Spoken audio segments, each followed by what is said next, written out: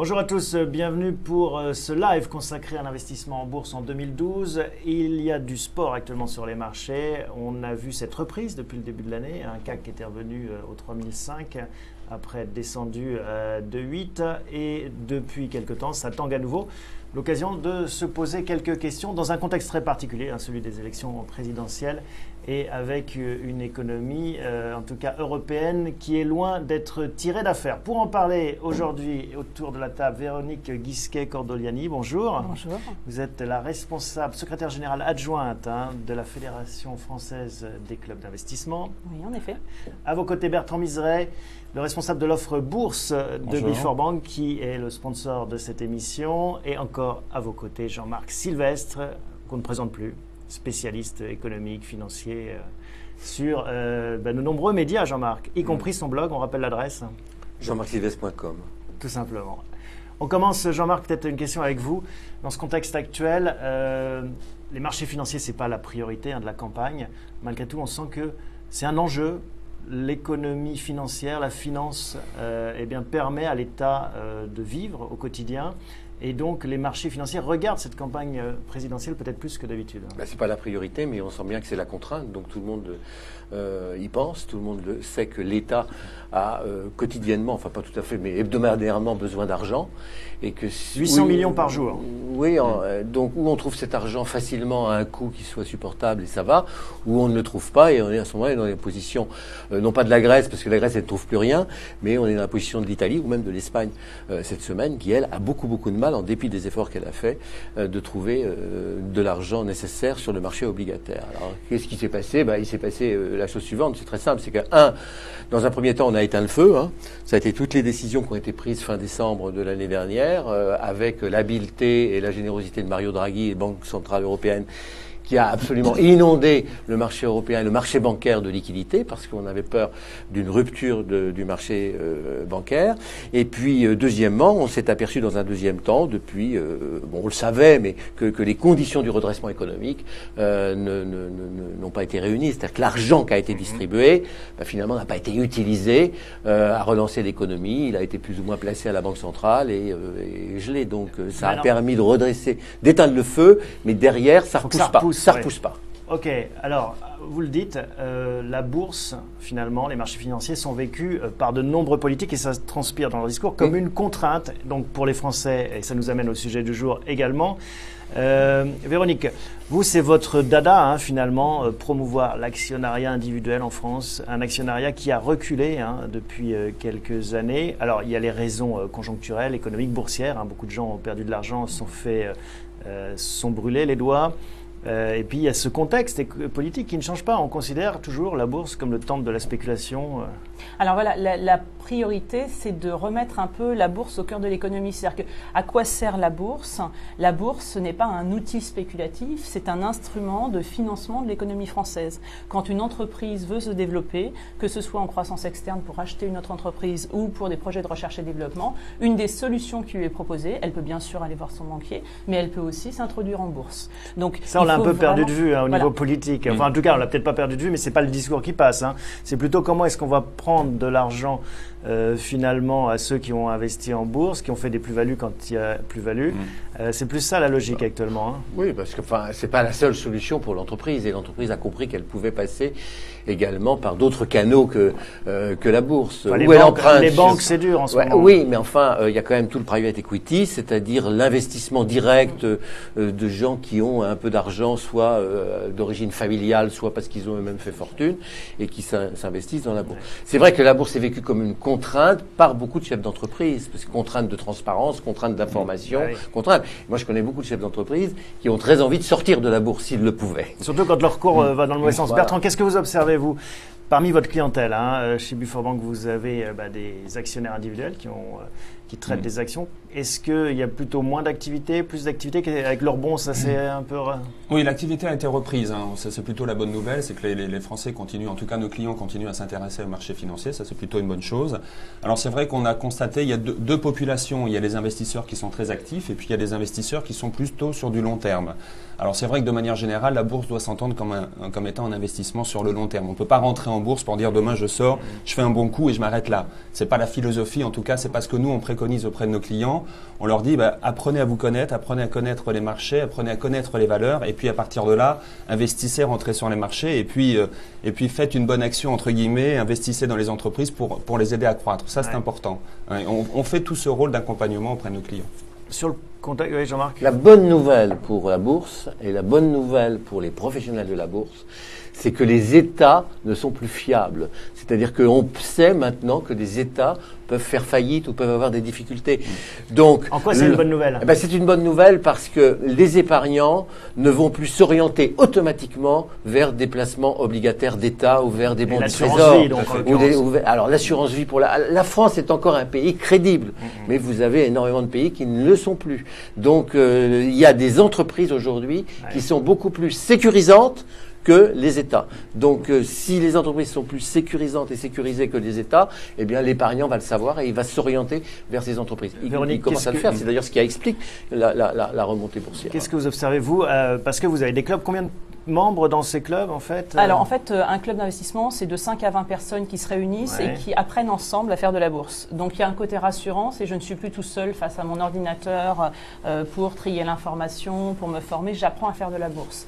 Et il y a ce côté aussi un petit peu garde-fou, c'est si tout d'un coup, j'ai une super idée avec une valeur où il faut absolument investir dans la valeur A, c'est génial, je veux mettre 100% de mon portefeuille. Quand vous arrivez dans un groupe, vous devez défendre votre proposition d'investissement. Donc ça permet de s'aguerrir. Voilà, si vous n'avez aucun argument justifiant de cette nécessité d'investir dans la société, les autres membres vont vous dire non, c'est pas un investissement raisonnable. Combien de clubs en France Pardon Thomas, mais ce que je voulais rajouter, c'est aussi le rôle des courtiers en ligne aujourd'hui, c'est d'accompagner les clients dans leurs investissements.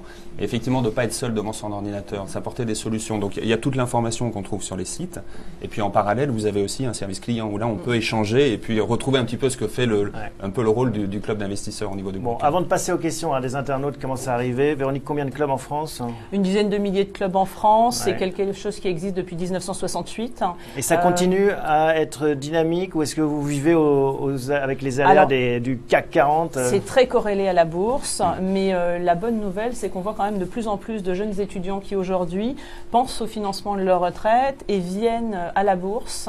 Alors avec cette limite qui est les jeunes sont dans l'instantanéité et donc pour eux, le produit action va pas forcément être le produit le plus rapide parce qu'il y a une volonté de développer très vite son capital. Alors une notion très importante pour les particuliers, c'est qu'il faut absolument se sortir de l'esprit l'idée qu'il puisse exister au monde un placement qui soit rémunérateur de façon très importante sur du court terme sans risque. Et ça, si quelqu'un dit ça à un particulier, il faut absolument, c'est quelqu'un qui ment.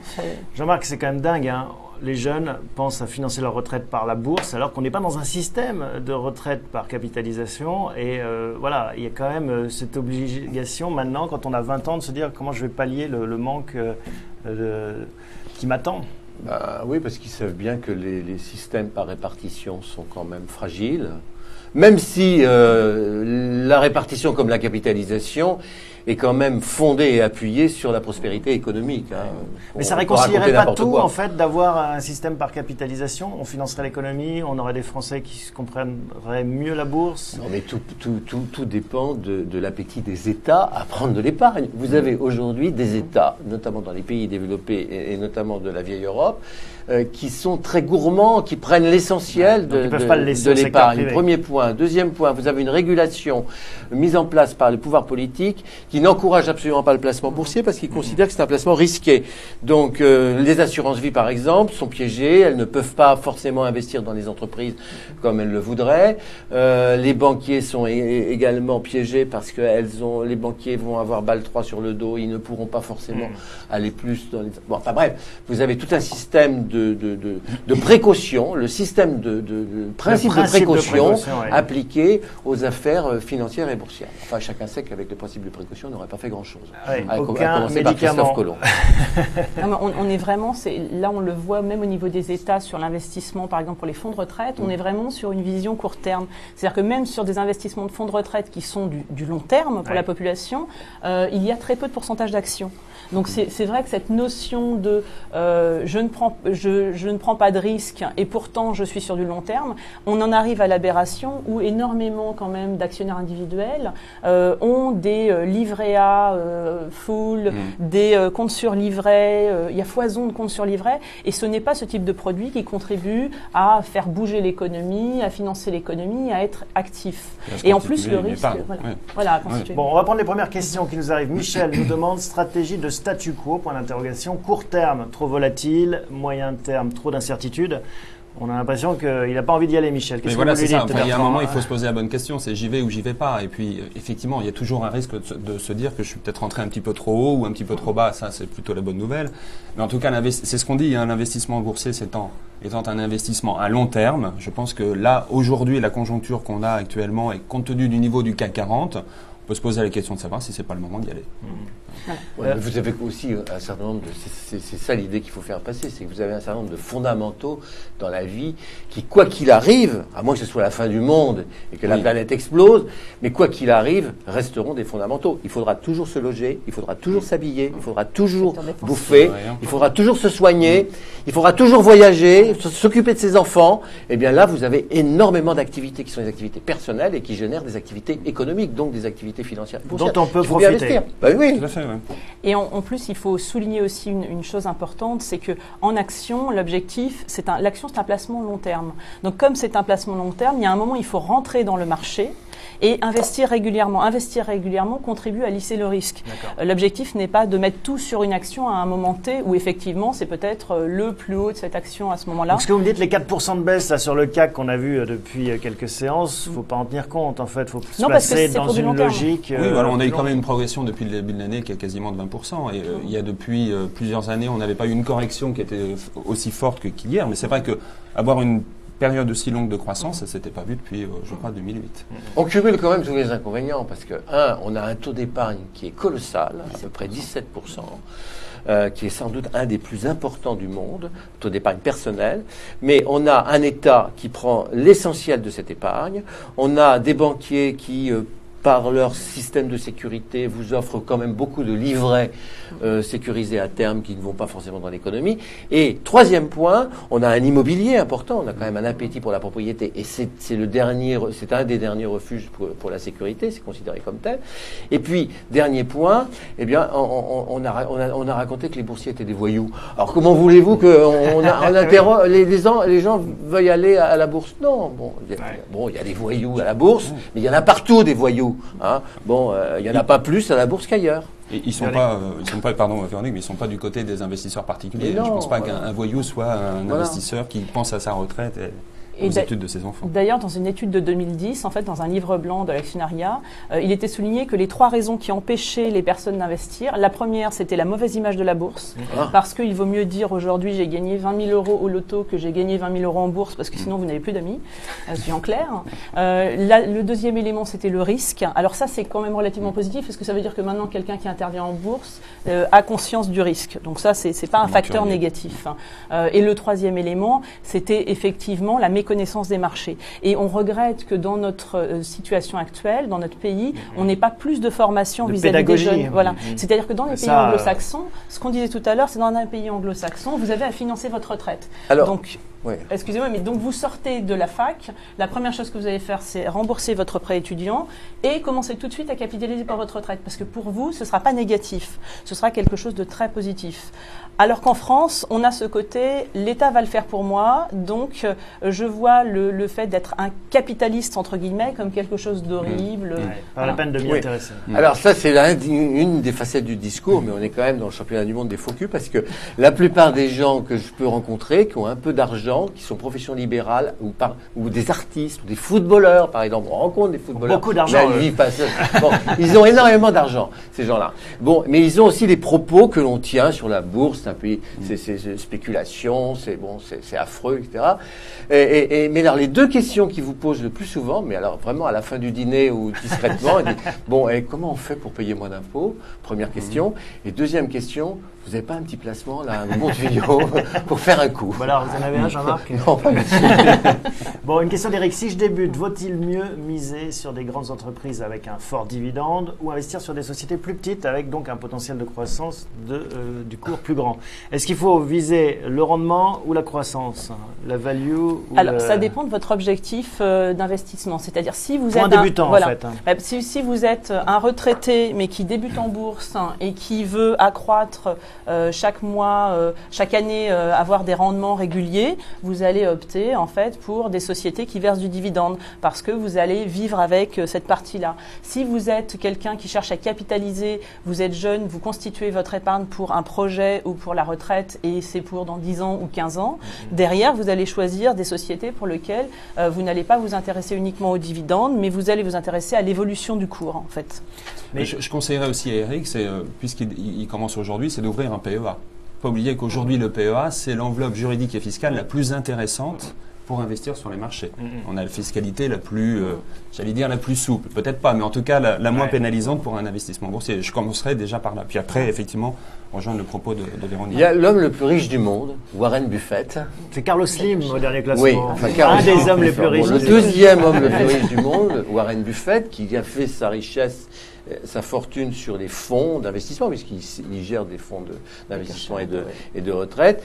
Je crois me souvenir qu'il a 2 règles. La première, il dit: je n'ai jamais investi dans une entreprise dont je ne connaissais pas le produit et dont je ne pouvais pas utiliser moi-même le produit. Il faut comprendre. Voilà, en fait. donc il doit quand même boire beaucoup de Coca-Cola puisque c'est un des actionnaires principaux de Coca-Cola. Et puis la deuxième chose, c'est qu'il dit: je pense qu'il faut prendre le risque d'acheter un peu plus tard et vendre un peu plus tôt. Ça, c'est Rothschild aussi qui disait ça. Voilà. Et ça a marché aussi pour Ça a Rothschild. marché. Ouais. Donc ça veut dire que c'est pas la peine de regretter de ne pas avoir acheté quand c'était au plus bas. On doit pouvoir acheter en cours de route. Ouais. Et puis c'est pas la peine d'attendre que ça va encore monter pour vendre. Mais comme il s'agit du long terme, vous avez totalement raison. Il vaut mieux acheter progressivement et se créer un cours. Vous savez, pardon Jean-Marc, mais c'est vrai, quand on commence à parler de la bourse dans les médias, généralement il est un peu tard pour arriver sur les marchés. Oui, c'est ce qu'on dit souvent. Quand Ouais, ça fait la une du Parisien, exactement. le marché se retourne. Voilà. Le train est passé. Voilà. Et à ce moment-là, ce sont les petits qui arrivent, qui permettent aux gros de sortir et de faire d'engranger leurs bénéfices. C'est quand même arrivé pas mal de fois dans l'histoire. Donc beaucoup se sont fait avoir comme ça, donc ils sont méfiants. C'est vrai que ça manque d'informations, tout ça, mais ça manque surtout, vous le disiez très justement, de la notion de court terme. C'est pas le casino et c'est pas le loto. Donc c'est quand même un placement moyen et long terme. Si on veut faire du spiel et du day trading, c'est un autre sport, quoi. C'est une autre spéculation et c'est surtout pas pour faire sa retraite.